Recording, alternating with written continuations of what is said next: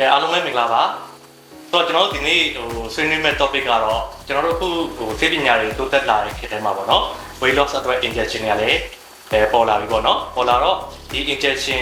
တစ်ခုတည်းနဲ့လုံလောက်လားဒါမှမဟုတ် nutrition နဲ့ပေါင်းပြီးတော့မှပဲပို့ပြီးတော့ effective ဖြစ်မလားဆိုတော့ဆွေးနွေးသွားမှာပေါ့ဆိုတော့လက်ရှိကျွန်တော်တို့ဈေးကမ်းမှာလည်း weight loss client တွေအများကြီးပေါ့နော်အများကြီးလာကြတယ်အဲ့ဒီမှာဆိုရင်ကျွန်တော်တို့ဒီ weight loss client တွေကနှစ်လအတွင်းမှာဆိုရင်တို့လက်ရှိ weight ရဲ့5 to 20% ကျကြတယ်ပေါ့နော်အဲ့ဒီကျကြတဲ့အခါမှာတို့ကဒီ weight loss injection တစ်ခုတည်းမဟုတ်ဘဲနဲ့ right nutrition ကောင်းကောင်းစားမှကျွန်တော်တို့ညွှန်ကြားတဲ့အတိုင်းစားမှလာကျတယ်ဆိုတော့တွေ့ရတယ်ပေါ့နော်အဲ့ဒီဥစ္စာကိုကျွန်တော်တို့ဆရာမကြီးဒေါက်တာဝင်းမြင့်ကဒီဆရာမကြီးရဲ့အမြင်လေးတစ်ချက်ပြပေးပါအောင်နော်ဟုတ်ကဲ့ပါဟုတ်တယ်ရှင်အခုခေတ်ကတော့ပေါ့နော်ကျမတို့ခေတ်တွေလည်းပြောင်းလာတဲ့ခါကျတော့ဆေးပညာတွေကလည်းအများကြီးတိုးတက်လာပါတယ်အဲ့ဒီမှာပေါ့နော်ကျမတို့ဒီ weight loss ဖြစ်တဲ့ဆေးတွေကလည်းတစ်နေ့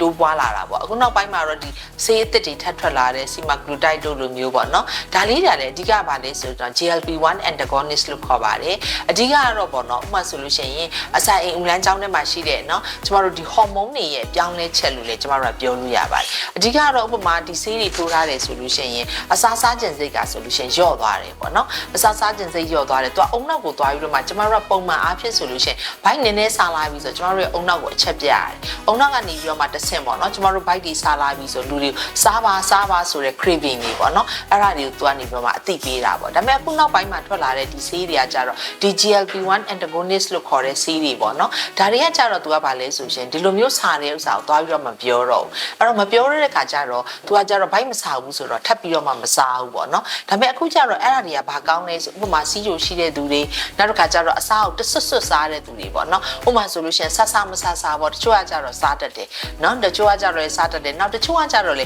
ဘိုက်ကလေးနည်းနည်းလေးစားတာနဲ့နော်ဂွီးလို့တစ်ချက်လေးမြည်လိုက်တာနဲ့သူစားနေပြီဆိုပြီးတော့မှဒီလိုလူတွေအတွက်ကျတော့လေဒီလိုမျိုးဆေးတွေကကျတော့ဒါအားသာချက်ရှိတယ်လို့တော့ပြောလို့ရတာပေါ့နော်အဲ့ဒါတစ်ချက်ရယ်နောက်တစ်ခါကျတော့ဒီဆေးတွေကကျတော့သူ့ရဲ့ကောင်းချက်ကပါလဲဆိုတော့ full ဖြစ်နေတာပေါ့နော်ဥပမာဆိုရှင်ရင်အစာအိမ်လမ်းကြောင်းကနေပြီးတော့မှဒီ empty in time ပေါ့ပုံမှန်အားဖြင့်ဆိုလို့ရှင်အစာတစ်ခုစားပြီးပြီဆိုကျမတို့တွေကဒီတစ်နာရီခွဲ2နာရီဆိုလို့ရှင်ဒါ empty in time ကုန်သွားပြီပေါ့နော်ဒါလည်းအစာလေးပေါ်မှာမူတည်တာပေါ့ပုံမှန်အချို့အသားစားတယ်ဆိုရင်တော့လေသူက3နာရီ4နာရီလောက်တော့ခံတယ်အထူးသဖြင့်ဆိုလို့ရှင်ဥပမာ fiber များတဲ့အသီးရွက်တွေစားတာမျိုးတို့ထမင်းတွေစားတာမျိုးဆိုလို့ရှင်ဘလောက်ပဲပြည့်အောင်စားထားတာเนาะအလွန်ဆုံး2နာရီပဲ2နာရီကြော်သွားပြီဆိုရှင်ဒါသူ့ရဲ့အစားအစာတွေရဲ့ empty in time ကိုကုန်သွားတယ်အဲ့လိုကုန်သွားတဲ့အတွက်ကြောင့်လို့လူကပြန်စားလာတယ်အဲ့လိုစားလာတဲ့ခါမှာဆိုထပ်ပြီးတော့မှစားမယ်ဆိုတဲ့အချက်ကိုပြလိုက်တာပေါ့နော်အဲ့တော့အချက်ကိုပြလိုက်တဲ့ခါမှာဆိုရှင်လေထပ်ပြီးတော့မှစားရတာဖြစ်တယ်ပေါ့အခုကျတော့ဒီလိုဆေးထိုးထားတယ်ဆိုလို့ရှိရင်အခုပြောသလိုပေါ့သူကဘိုက်စားတဲ့အချက်တွေကိုလည်းသူမပြဘူး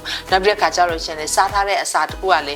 အစာရင်ထဲမှာဆိုရှင်အချိန်ပိုကြာသွားတာပေါ့နော်နေတဲ့အတွက်ကြောင့်မလို့သူကထပ်ပြီးတော့မှအစာအသစ်ထပ်မဝင်တော့ဘူးဆိုရှင်ဒါကယ်လိုရီနဲ့ပြောမယ်ဆိုရင်ဒါကျမတို့တွေကဒါတိုတယ်ကိုလေကယ်လိုရီမှာပြန်ကြည့်မယ်ဆိုလို့ရှင်လေဒါလျော့သွားတာဖြစ်ပါတယ်အဲ့လိုလျော့သွားတဲ့အတွက်ကြောင့်မလို့ပေါ့နော်ဒီဆေးတွေရဲ့ကောင်းကျိုးလေးတွေကတော့အများကြီးရှိတယ်လို့လည်းပြောလို့ရတယ်ပေါ့နော်အဲ့တော့မှဒီဆေးတစ်ခုတည်းထူတာနေတော့လုံလောက်ရလားမှာအဲ့လိုတော့လည်းမလုံလောက်ဘူးပေါ့နော်အခုပြောသလိုပါပဲဒီဆေးတွေဆိုတဲ့ဥစ္စာမျိုးကလည်းဒါပေါ့နော် stimulator ပဲအခုဒါတွေကလည်းအခုတောက်လျှောက်ပဲဆေးတွေဆိုပေါ်နေတာပေါ့နော်ဆေးအမျိုးအစားတွေကလည်းအများကြီးရှိတယ်ဒါပေမဲ့တကယ်ကိုပဲဟို basic ဖြစ်တယ်ပေါ့နော်ဒါကတော့ healthy lifestyle လို့ပြောတယ် healthy eating ပေါ့နော်အဲ့တော့ healthy eating မှာတော့အမတို့ရဲ့ nutrition ကဏ္ဍကလည်းအရေးကြီးလာပါပြီအဲ့တော့ဒီ nutrition ကဏ္ဍမပါဘဲနဲ့ကတော့ဥပမာဆေးကိုတော့ထိုးလိုက်မယ်ဒါပေမဲ့လည်းဘာမှလည်းကြည့်မဆိုင်ဘူးပေါ့နော်စားကြံတာတွေကလည်းကိုကြိုက်တာအကုန်စားမယ်ဆိုလို့ရှင်တော့ဒါဝိတ်ကြမှာမဟုတ်ဘူးလို့တော့ပြောချင်တယ်ပေါ့နော်သမီးနော်